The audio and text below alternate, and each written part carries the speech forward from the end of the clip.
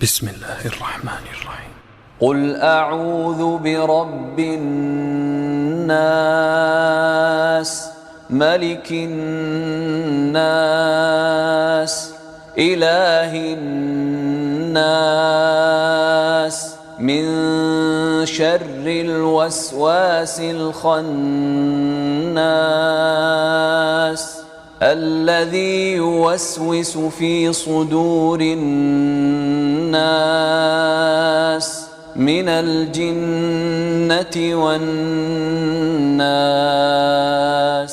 অর্থ অসীম দয়াময় ও অনন্ত করুণাময় আল্লাহর নামে। বল, আমি মানুষের প্রতিপালকের আশ্রয় কামনা করছি, মানুষের অধিপতির, মানুষের উপাস্যের, অতিশয় আত্মগোপনকারী প্ররোচকের, শয়তানের, অনিষ্ট হতে, যে মানুষের হৃদয়ে প্ররোচনা দেয় ও সংশয় সৃষ্টি করে, জিনের মধ্য হতে অথবা মানুষের মধ্য হতে। এই সূরা নাইল হওয়ার প্রেক্ষাপট হল, হুদাইবিয়ার ঘটনার পর লাবিদ ইবনে আসাম রাসূলের উপর জাদু করেছিল। ফেরেশতাদের মাধ্যমে আল্লাহ জাদুকরের নাম জানিয়ে দেন। এই সূরা দুটি পড়লে অনিষ্ট ও জাদু থেকে হেফায়েতে থাকা যায়।